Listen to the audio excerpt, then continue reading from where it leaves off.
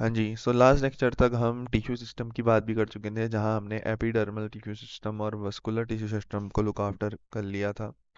आज हमारा जो टॉपिक है that is about the ground tissue system. तो इसको शुरू करते हैं। इससे पहले अगर हम देखें तो हमने ये कुछ वस्कुलर टिश्यू सिस्टम की चर्चाएं लास्ट लेक्चर में करी थी। तो आज ग्राउंड टिश्यू सिस्टम की चर्चा करेंगे। अब ग्राउंड टिश्यू सिस्टम को फंडामेंटल टिश्यू सिस्टम भी कहते हैं, क्योंकि सबसे ज़्यादा जो टिश्यू सिस्टम आपको मिलेगा प्लांट की बॉडी में वो यही है, ग्राउंड या फंडामेंटल टिश्यू सिस्टम। क्या होता है ये? तो हम ऐसा कह सकते हैं कि ग्राउंड या टिश्यू सिस्टम एवरीथिंग, जितनी भी चीज़ें फिर बच गई हैं except epidermal and vascular tissue system. तो ये मैं आपको पहले भी बता चुका था कि जो दो टिश्यू सिस्टम हम पढ़ चुके हैं, एपिडर्मल और वस्कुलर टिश्यू सिस्टम, अगर हम इन दोनों टिश्यू सिस्टम को हटा दें तो फिर जो भी टिश्यू सिस्टम बचता है वो ग्राउंड टिश्यू सिस्टम या फंडामेंटल टिश्यू सिस्टम कहलाया जाता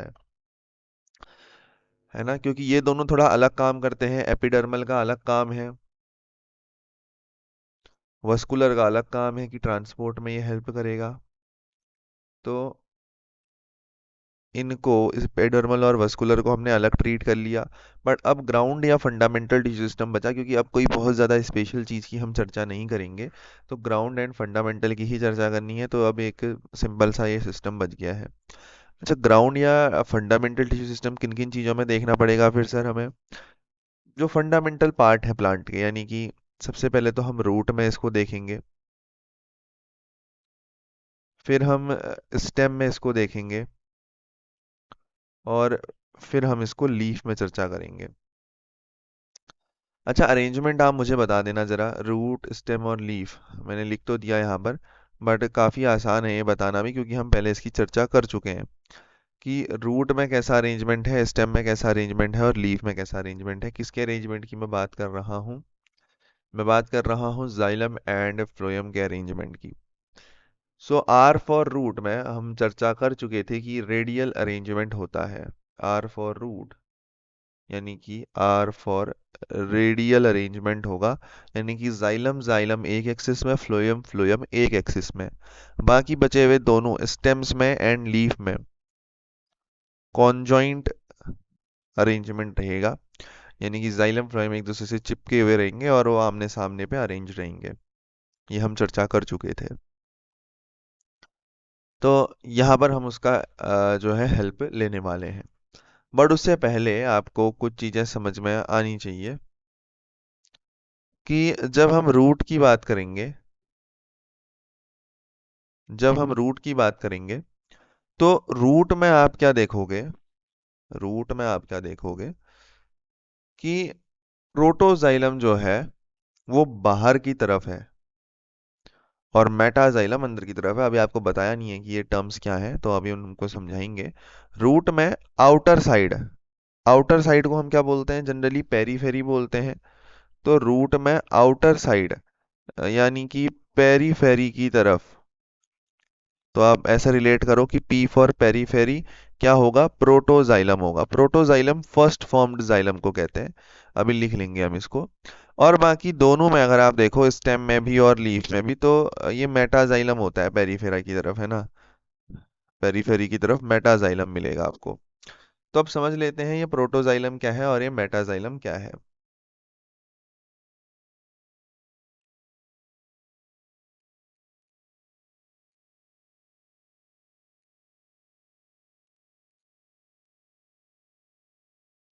so the first formed xylem होता है,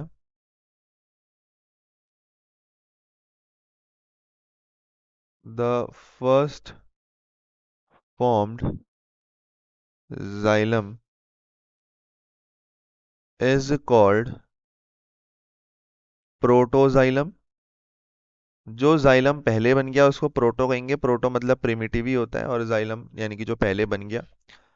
एंड लेटर फॉर्म्ड, जो बाद में बनेगा, तो उसको हम सिंपली क्या कह सकते हैं? मेटाजाइलम कह सकते हैं। ठीक है। तो जो जाइलम पहले बन गया वो प्रोटोजाइलम है, और जो जाइलम बाद में बना वो मेटाजाइलम है। तो अब हम अरेंजमेंट को कुछ इसी हिसाब से लगाने वाले हैं। ठीक है।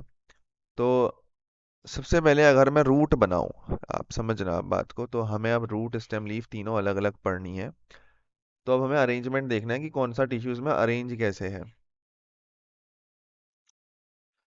तो सबसे पहली जो चर्चा मैं यहाँ पर करता हूँ वो करता हूँ रूट की। चलिए।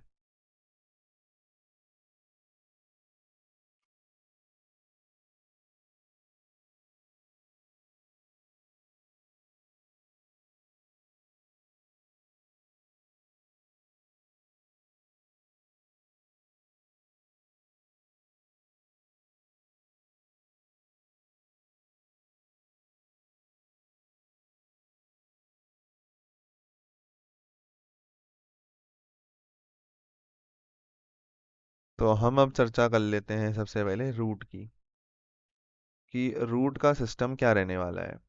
सबसे पहले कुछ बेसिक्स को कवर करते हुए चलेंगे।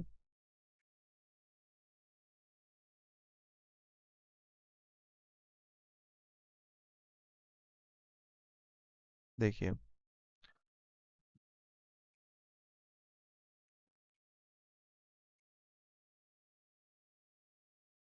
ये अगर मैं मानूं मैंने अपने रूट का एक सेक्शन लिया है, तो कुछ बेसिक्स आपके कवर होने चाहिए। बेसिक इन द सेंस कि हमें पता है कि रूट में सबसे पहले कुछ अरेंजमेंट होती हैं। तो हमने पढ़ा है कि दो टाइप की अरेंजमेंट्स हमें देखने को मिलती हैं, कॉन्जॉइंट और रेडियल।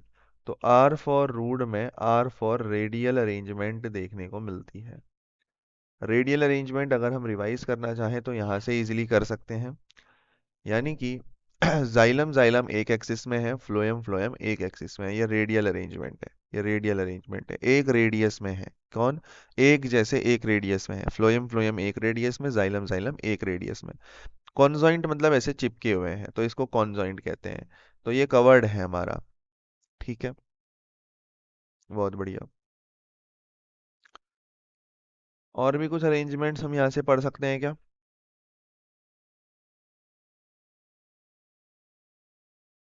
नहीं सर, फिलहाल तो इतनी बातें हैं। ठीक है, ये लेक्चर हम कर चुके हैं ये वाला। तो रेडियल अरेंजमेंट रहने वाला है। बाकी सर अरेंजमेंट होती है एक और, एंडार्च और एग्जार्च। क्या अरेंजमेंट होती है? एंडार्च और एग्जार्च अरेंजमेंट होती है, वो हमने शायद कवर नहीं करी है ना? तो सुनना, अब मैं आपको ये बता चुका हूं कि जो पहले बना जाइलम वो प्रोटोजाइलम है। ध्यान से सुनना। जो जाइलम फर्स्ट फॉर्म्ड है, जो जाइलम पहले बन चुका है, जो फर्स्ट फॉर्म्ड जाइलम है, उसको हम कहेंगे प्रोटोजाइलम। और जो जाइलम बाद में बना है उसको कहेंगे मेटाजाइलम। हाँ सर। तो इसके आधार पे हमारे पास कुछ, आप देखोगे कि अरेंजमेंट होती हैं जिनको हम बोलते हैं endarch and exarch arrangement. Endarch and exarch arrangement. तो यदि मेरे भाई जो पहले बनने वाला जाइलम है, जो पहले बनने वाला जाइलम है, यानी कि अगर जो आपका प्रोटोजाइलम है, क्या है, यानी कि यदि जो आपका प्रोटोजाइलम है वो बाहर की तरफ हो, वो आउटसाइड हो, प्रोटोजाइलम जो है वो बाहर की तरफ हो, आउटसाइड हो, तो उस अरेंजमेंट को हम एग्जार्च बोलते हैं। और अगर प्रोटोजाइलम, प्रोटो मतलब बाहर की तरफ है ना, तो एक्स, बाहर की तरफ है, तो बोला एक्स। ध्यान रखना किसकी रिस्पेक्ट में बोल रहे हैं, प्रोटोजाइलम की रिस्पेक्ट में है, ये ऐसे ही याद होगा ये। और यदि आपका जो प्रोटोजाइलम है इट इज टूवर्ड्स इनसाइड, तो ये इन है, यानी कि एंडार्च अरेंजमेंट होगी। यानी कि एंडार्च अरेंजमेंट होगी। सर अगर विजुअलाइज करना चाहें तो ऐसे करें कि जो पहले बन चुका जाइलम है वो बाहर की तरफ है ना, और जो नया जाइलम बना वो अंदर की तरफ है। तो ये पहले वाला जाइलम बाहर की तरफ है। और तो मेटाजाइलम कहाँ होगा? ये तो प्रोटोजाइलम है, ये बाहर वाला है, मतलब ये प्रोटोजाइलम होगा। तो मेटाजाइलम इसमें ऑटोमेटिकली अंदर की साइड आ गया। तो बस आप एक चीज का ध्यान रखो कि प्रोटोजाइलम आउटसाइड है, मतलब मेटाजाइलम इनसाइड होगा। और अगर प्रोटोजाइलम इनसाइड है ना, तो मेटाजाइलम आउटसाइड होगा। ये प्रोटो है, फर्स्ट फॉर्म्ड जाइलम, और ये बाद में बना है तो ये मेटा है। ठीक है। तो रूट में सर एक तो रेडियल अरेंजमेंट होती है, मैंने कहा बिल्कुल सही बात है भाई, एक तो आपकी रेडियल अरेंजमेंट होती है। दूसरा, यहां पर एंडार्च अरेंजमेंट देखने को मिलती है, मतलब पहले जो जाइलम बन गया वो बाहर की तरफ होता है। प्रोटोजाइलम इज आउटसाइड, तो उसको हम क्या बोलते हैं? Exarch arrangement. तो रूट हमारी रेडियल है और एक्सार्च अरेंजमेंट है। पहले तो हम इन दोनों चीजों को ही प्लॉट करेंगे। सर रेडियल है से आपका मतलब क्या है? रेडियल है से हम समझ चुके हैं कि जाइलम और फ्लोएम, ये जो दोनों चीजें मिलने वाली हैं, ये आप देखोगे कि सेम चीज सेम एक्सिस पे मिलेगी। ठीक है, तो इसको हम बना के देख लेते हैं।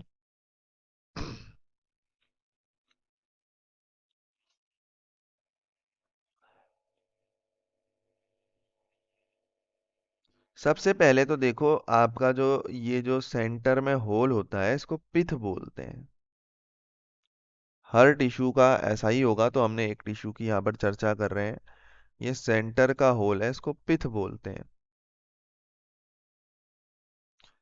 बिल्कुल सही सर। और हमने कहा कि सेम चीजें सेम रेडियस में होंगी, यानी कि जाइलम अलग रेडियस में होंगे, फ्लोएम अलग रेडियस में होंगे।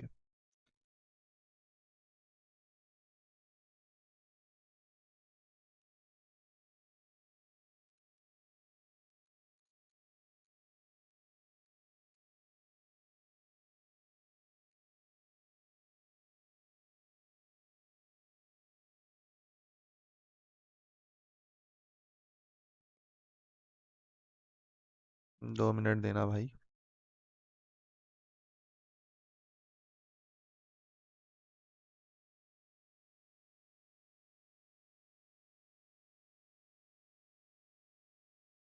ये देखो, ये हमारे क्या है? फ्लोएम है, गोल गोल से क्या है? ये फ्लोएम है।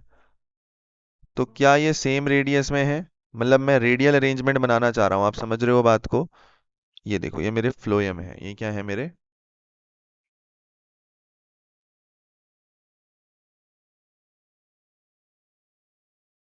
फ्लोएम है।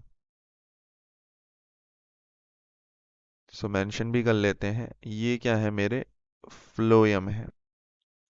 तो सेम चीज सेम रेडियस में होनी चाहिए, मतलब क्या आप ये चीज विजुअलाइज कर पा रहे हो कि सेम जो फ्लोएम है वो सेम रेडियस में है? तो क्या मैं इसको रेडियल अरेंजमेंट बोलूंगा? बिल्कुल साहब। साहब लेकिन इसमें आपके जाइलम की भी तो बात होगी, क्योंकि रूट है तो जाइलम फ्लोएम दोनों ही मिलने वाले हैं, बिल्कुल हमने कहा। तो रेडियल अरेंजमेंट है अगर, तो जाइलम भी सेम रेडियस में होंगे, मतलब एक जाइलम यहाँ, दूसरा जाइलम यहाँ, एक जाइलम यहाँ तो दूसरा जाइलम यहाँ, ऐसे कुछ अरेंज होगा। लेकिन अरेंज कैसे होगा जाइलम? एक्सार्च अरेंजमेंट होगी। रेडियल अरेंजमेंट है, मतलब सेम वाले सेम रेडियस में, तो जाइलम की अपनी अलग रेडियस होगी और फ्लोएम की अपनी अलग रेडियस होगी। उसमें से भी जाइलम का जो अरेंजमेंट है वो कैसा है? एक्सार्च अरेंजमेंट है। एक्स मतलब हम प्रोटो के हिसाब से लेते हैं, तो एक्स मतलब बाहर, यानी कि प्रोटोजाइलम आउटसाइड होगा। तो मैं इस स्ट्रक्चर को कुछ ऐसे दिखा देता हूँ। प्रोटोजाइलम है तो पहले बन चुका है, तो मैं ये मानता हूँ कि ये मोटा होगा थोड़ा। और जो नया जाइलम बन रहा है उसको मैं इनसाइड मान लेता हूँ। मानने में क्या जाता है?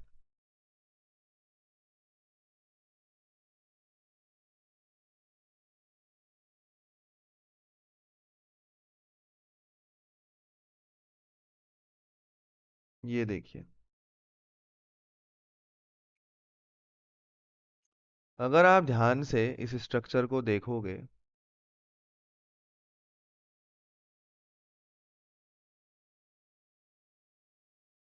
इस स्ट्रक्चर को देखोगे, तो इससे हम कुछ सीख सकते हैं।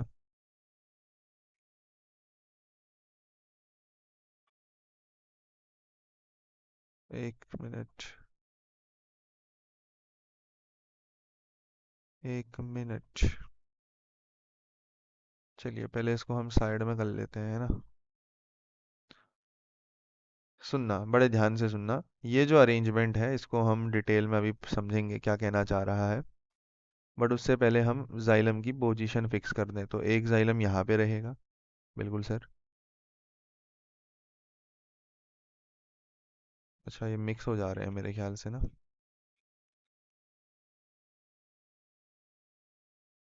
कोई बात नहीं, कोई बात नहीं। तो हम क्या करते हैं, इनको सेपरेट कर लेते हैं और ऐसे ही एज इट इज़ उठा के यहाँ लगा देते हैं। तो ये एक जाइलम हो गया, और ये मेरा दूसरा जाइलम है। इसको हमें थोड़ा सा टर्न कराना पड़ेगा, क्योंकि पहले जो जाइलम बन चुका है वो तो कहाँ है, वो आपका आउटसाइड है।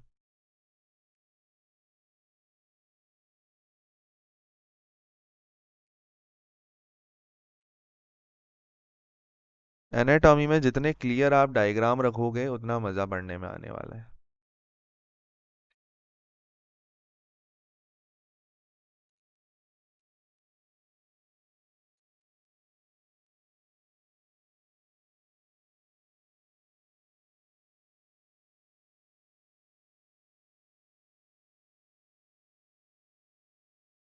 इसको भी हम टर्न करा लेते हैं पूरा।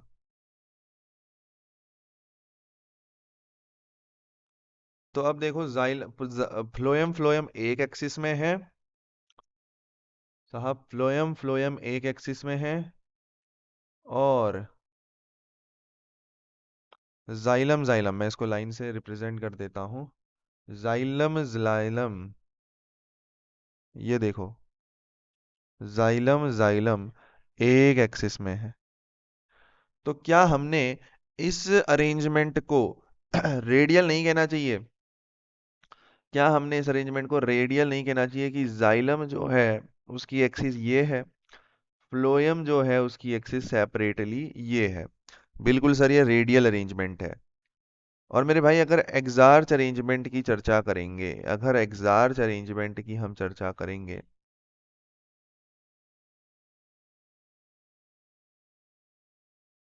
तो तो एग्जार्च अरेंजमेंट इसलिए है ये, एक्स मतलब बाहर, तो प्रोटोजाइलम आउटसाइड। प्रोटोजाइलम आउटसाइड, तो प्रोटोजाइलम फर्स्ट फॉर्म्ड जाइलम है, तो मैं थोड़ा सा मोटा दिखा सकता हूँ उसको। तो ये है। तो एग्जार्च अरेंजमेंट मतलब प्रोटोजाइलम कहाँ होना चाहिए, आउटसाइड होना चाहिए। तो हमने इसको कहाँ दिखाया है, आउटसाइड दिखाया है क्या हर जगह? बिल्कुल सर।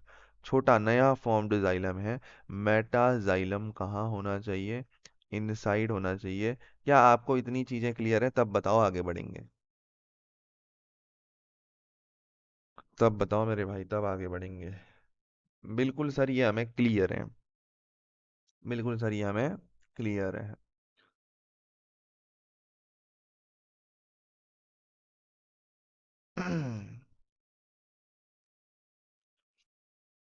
एक बार इसको प्लीज कवर करना, फंडामेंटल टिश्यू सिस्टम, वरना बहुत फंस जाता है लोगों का।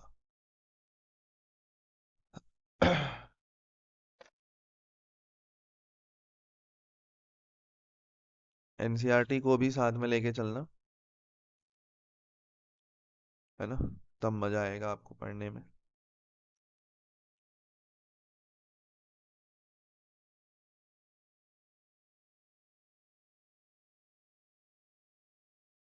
तो आगे बढ़ सकते हैं फिर।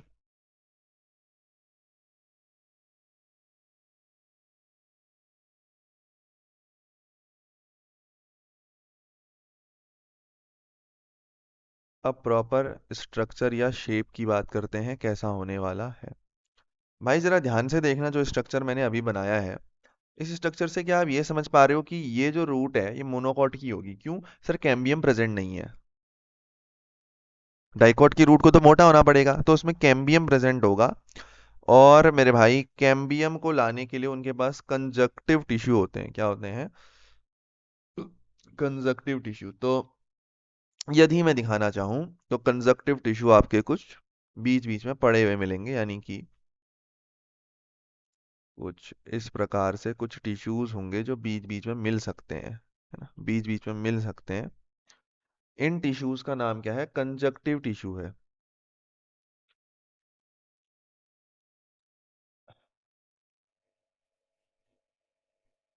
इन टिश्यूज का नाम क्या है? कंजक्टिव टिश्यू है। ये सेकेंडरी ग्रोथ कराते हैं, यानी कि ये गर्थ मोटाई को बढ़ाते हैं।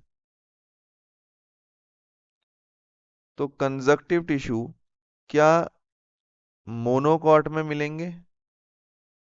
नहीं मिलेंगे। ये सिर्फ डाइकॉट में मिलेंगे। ये सिर्फ डाइकॉट में मिलेंगे।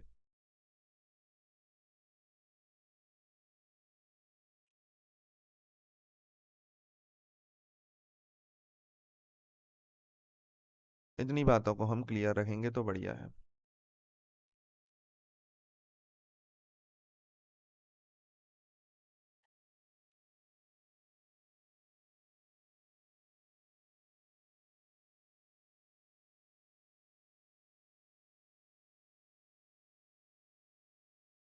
अब देखना, ये तो हमने रूट के अंदर के टिश्यूज की बात करी थी ना अभी तक।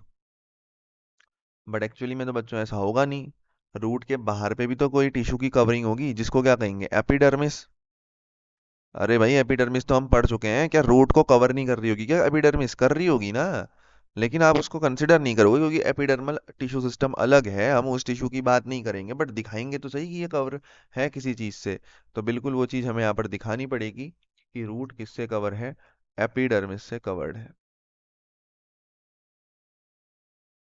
तो इलोंगेटेड एपिडर्मल सेल्स यहाँ पर हमें बनाने पड़ेंगे।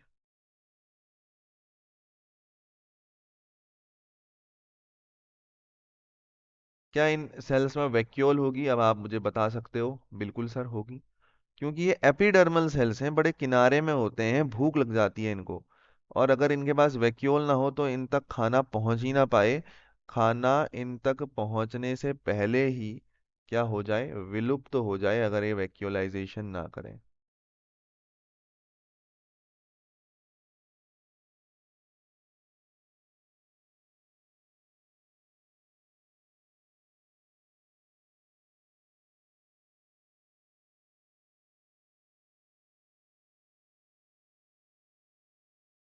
ये देखो,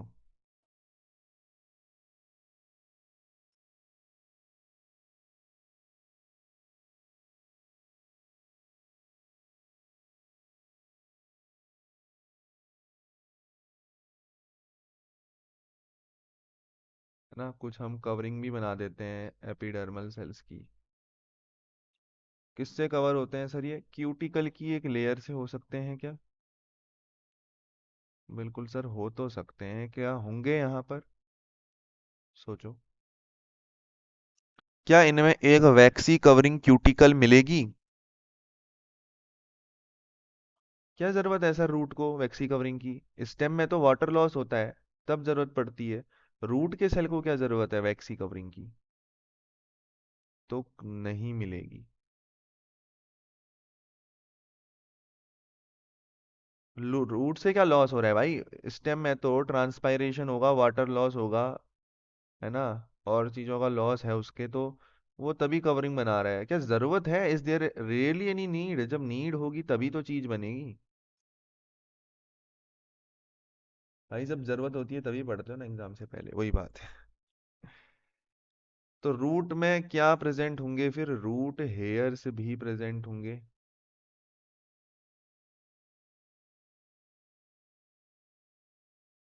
रूट हेयर भी, ध्यान से सुनना, इसको कंपैरिजन से पढ़ा जाता है कभी भी ग्राउंड टिश्यू सिस्टम को।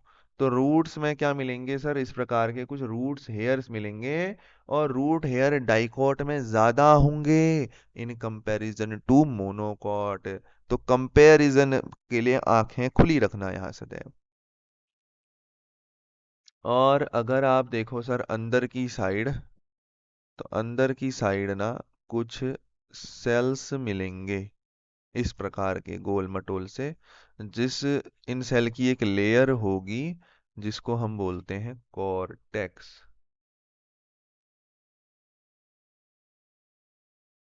इस तरीके से देखो,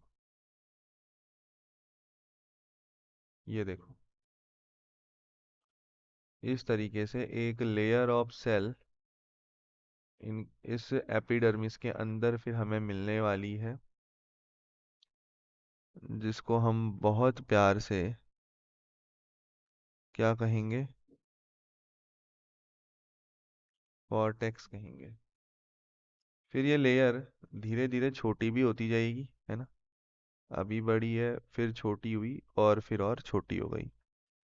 सो बेसिकली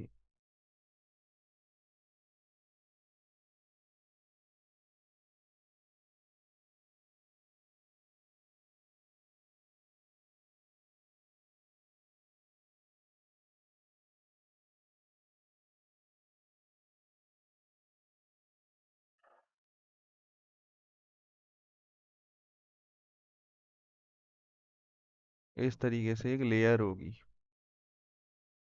है ना, अरेंजमेंट ऑफ सेल्स होगा, जिसको हम क्या बोल रहे हैं, कॉर्टेक्स बोल रहे हैं।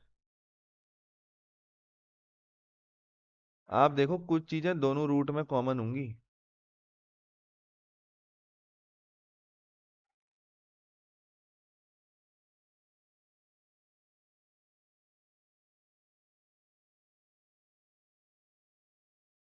ये हर जगह मिलते हैं, कॉर्टेक्स के कुछ सेल प्रेजेंट रहते ही रहते हैं, ये करेक्टरिस्टिक प्रॉपर्टी है। क्यों रहते हैं, क्या रहते हैं, फिलहाल इतना डिटेल हमें नहीं दिया तो हम कैसे पढ़ सकते हैं ना। तो जरा ध्यान से सुनना भाई, ये जो बाहर की लेयर है,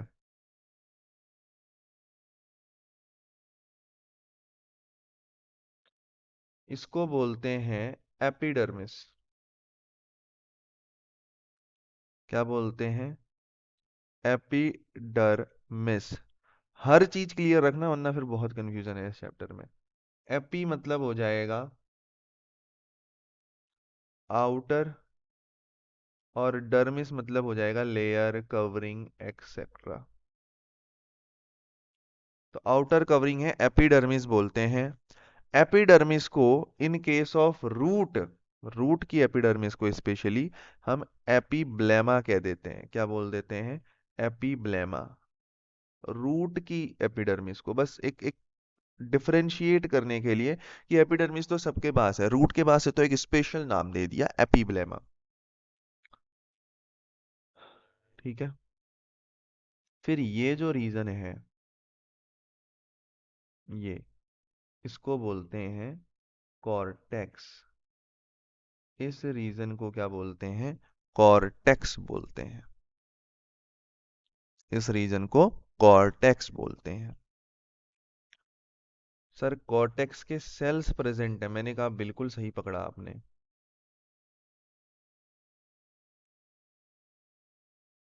मैंने कहा बिल्कुल सही पकड़ाया आपने।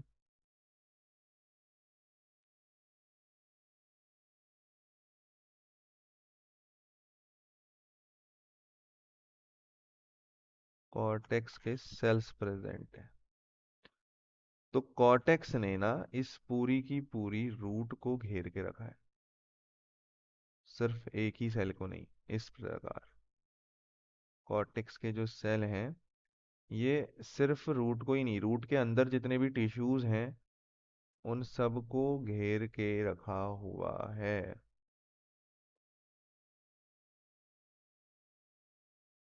तो एक पूरी कवरिंग है कॉर्टेक्स की। क्या आपको ये डायग्राम बनाने आ पा रहे हैं।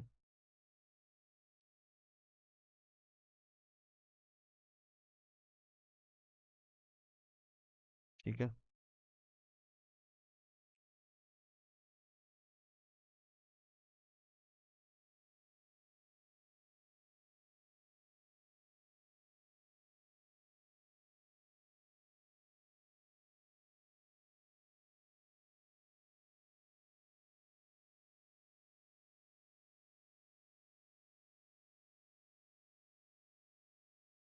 ये देखो भाई,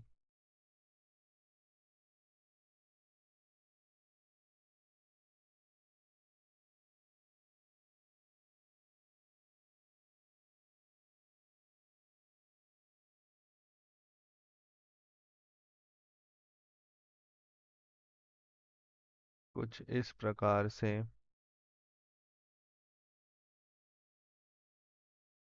आपके जो सेल्स हैं वो अरेंज्ड हैं, कॉर्टेक्स के पूरी रूट को घेर के रखा है।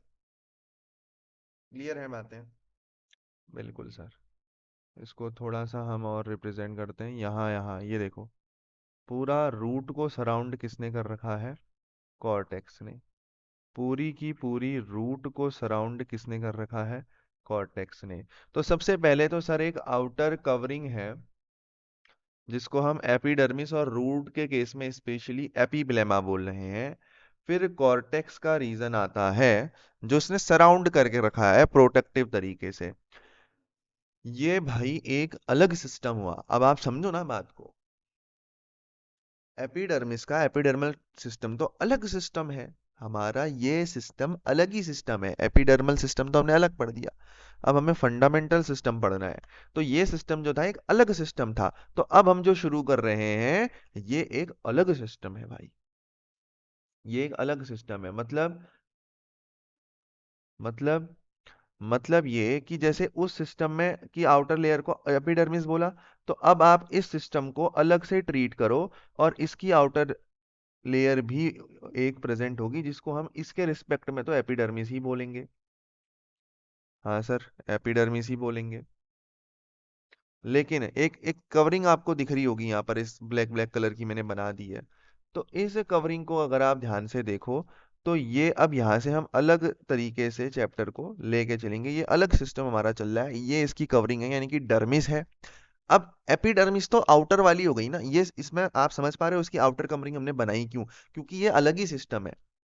सर एपिडर्मिस तो यहाँ बना दी थी, तो यहाँ क्या जरूरत थी? क्योंकि ये अलग सिस्टम है भाई। एपिडर्मिस सिस्टम, एपिडर्मल सिस्टम अलग था जो हम पढ़ चुके, वस्कुलर सिस्टम अलग था जो हम पढ़ चुके। ये एक अलग काइंड ऑफ सिस्टम है, तो इसकी भी एक डर्मिस होगी यानी कि एक कवरिंग होगी। अब क्योंकि एपिडर्मिस आउटर कवरिंग तो बाहर हो गई ना, तो अंदर क्या होगी? अंदर वाली कवरिंग, अंदर वाली कवरिंग का नाम होता है हाइपोडर्मिस।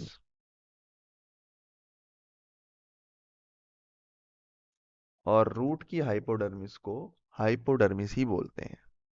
हाइपो मतलब हो गया इनर, और डर्मिस मतलब हो गया कवरिंग।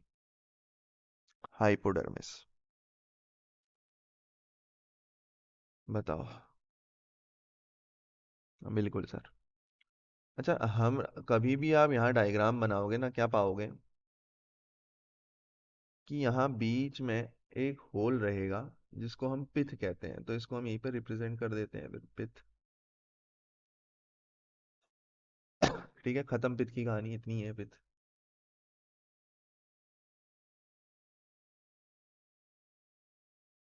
ये लो, बीच में एक जगह रहती है, इसको पिथ बोल देते हैं, सिंपल है। अब सुनना, एंडोडर्मिस हो गया, अब कुछ नहीं है भाई, है ना। हाइपोडर्मिस एक्चुअली ना कह के इसको एंडोडर्मिस कहते हैं। एंडो मतलब अंदर होता है, क्योंकि रूट का केस है तो एंडो ही कहेंगे। हाइपो मतलब बीनीथ होता है, बीनीथ, है ना। वैसे बात वही है, लेकिन रूट के केस में जो नाम है वो है एंडोडर्मिस।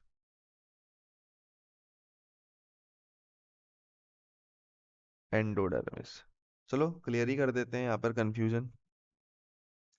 रूट के केस में तो साहब ये नाम है, लेकिन अगर आप स्टेम के केस की बात करोगे तो हाइपोडर्मिस होता है, तो इसको कहीं पर लिख लो।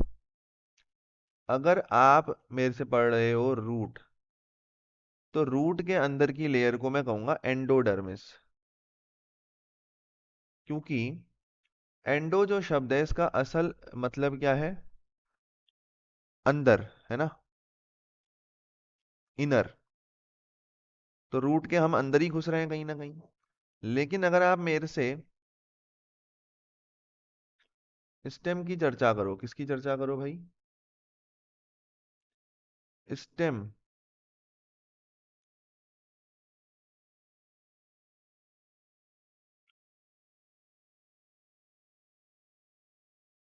स्टेम की चर्चा करो तो मैं एंडोडर्मिस ना कह के कहूंगा हाइपोडर्मिस।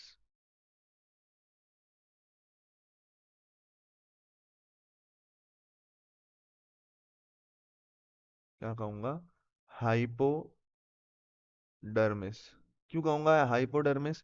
क्योंकि हाइपो शब्द का मतलब होता है बीनीथ, किसी के नीचे। क्या स्टेम कॉर्क के नीचे नहीं है, अंदर नहीं है, अंदर थोड़ा सा है ना, बीनीथ मतलब लगभग एक ही जैसा है बट फर्क है। तो रूट के केस में देखो, आपको ये बिल्कुल ध्यान में रखना पड़ेगा। फिर अब रूट के केस में आप एंडोडर्मिस कहोगे, लेकिन स्टेम के केस में आप क्या कहते हो? हाइपोडर्मिस। क्लियर हो जाएंगी बातें? बातें क्लियर हो जाएंगी। तो ये पॉइंट टू बी नोटेड है, ये आपको नोट्स में मिलेगा बाद में, ठीक है? अभी लिख रहे हो तो लिख लो, बहुत बढ़िया है ये। तो रूट का केस है तो हमने इसलिए एंडोडर्मिस लिखा।